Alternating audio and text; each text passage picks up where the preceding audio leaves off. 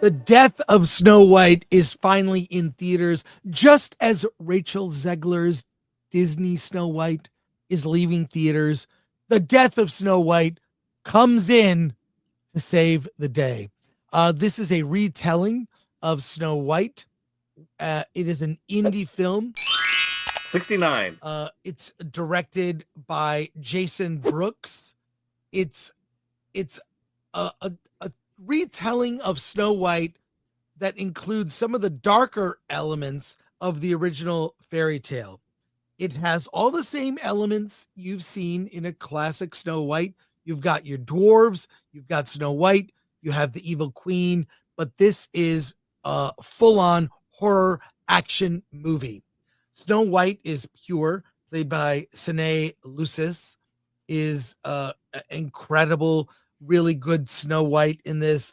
There are the dwarves who are warriors, and it's about rebelling against the evil queen's reign, and Snow White being the princess, the pure heart to come and save the day. Be warned, this is not for children.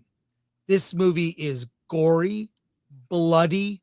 You've got axes, all kinds of weapons, medieval weapons being used. You have the huntsman plays a major role in the film. You also have nudity.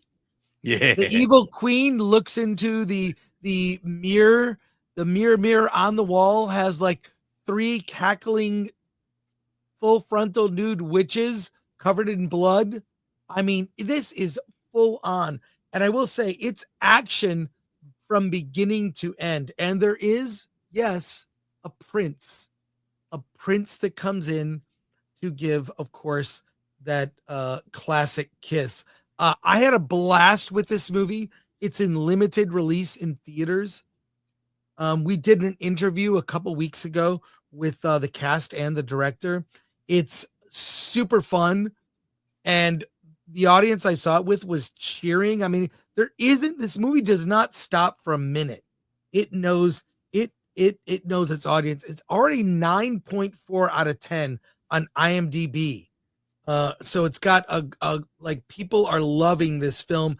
I had a great time. Don't go in thinking you are going to get a traditional fairy tale. You're not. You're going to see all the sort of familiar elements of a Snow White story, but with blood, guts, ultra violence, over the top violence. I mean, the violence is shocking to the point where you're either laughing or looking away. And yes, there is nudity in the film. This is a crowd pleaser, kind of an exploitation version of Snow White, the death of Snow White, because she does, in fact, die. And we kind of know how that turns out. But I thought this was pure entertainment. It's a heads and tails above a lot of the other what do we call them, public domain fairy tales like Pooh, Blood and Honey. Yeah, or public domain slasher movies. Public domain slasher like Screamboat, Pooh, Blood and Honey, Neverland. There's a lot of taking classic fairy tales or public domain and making a horror movie out of it, like, you know, Steamboat Willie and whatnot. And this is the best of all the ones I've seen, because it's wall-to-wall action. I'm shocked how they did this with the budget. I mean, we did talk to the filmmakers. They really mapped this thing out and how they made it. It's got like, it's just, what do you want? It's action. There's axe wielding dwarves, you know, like it's insane.